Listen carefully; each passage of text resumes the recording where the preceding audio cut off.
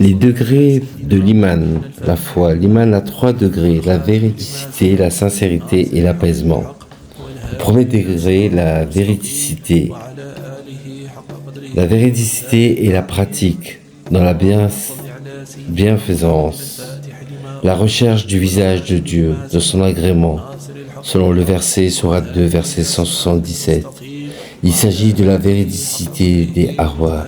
Celle des khawas se réalise dans l'amour de l'essence supérieure, dont l'accès à elle est l'ultime désir, plus fort chez lui que tout autre désir, de sorte que son nom, sa parole, son agrément sont plus agréables chez lui que tout autre désir, de sorte que aussi que son nom, sa parole, son agrément sont plus agréables chez lui que tout nom, toute parole et tout agrément.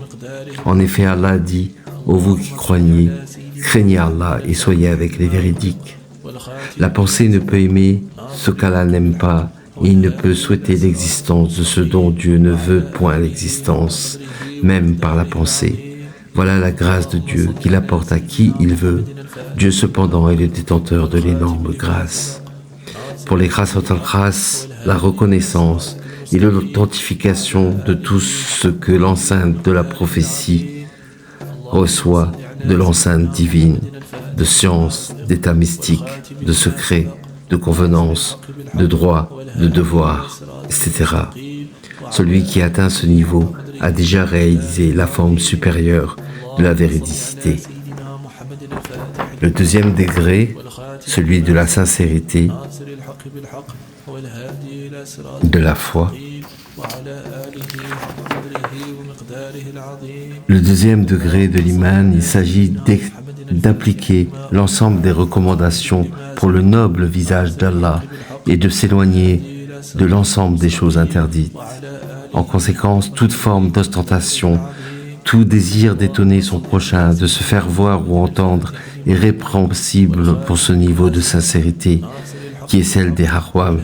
Il s'agit d'appliquer les recommandations et d'éviter les choses interdites, sans le souci de la moindre récompense, de la moindre punition, du moindre souci d'atteindre une position parmi les positions de la sainteté, mais dans l'amour pour la ubudiyya.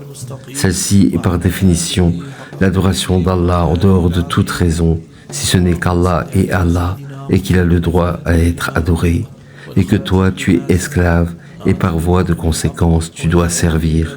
Tu ne dois pas par conséquence t'attendre à rien de sa part.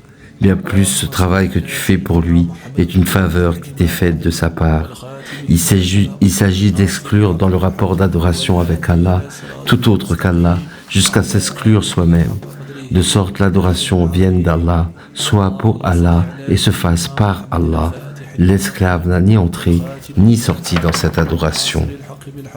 Le troisième degré, celui de l'apaisement.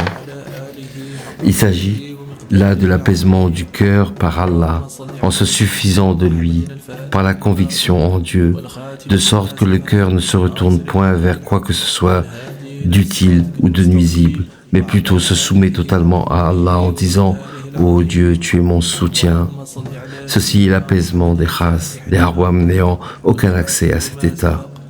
Chez le khas ou le khas, l'apaisement est réalisé dans leur certitude que rien en dehors d'Allah n'existe.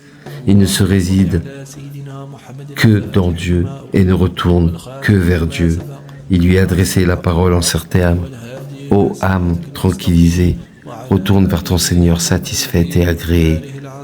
Entre donc parmi mes esclaves, entre dans mon paradis. ناصر الحق بالحق هو الهادي إلى صراطك المستقيم وعلى آله حق قدره ومقداره العظيم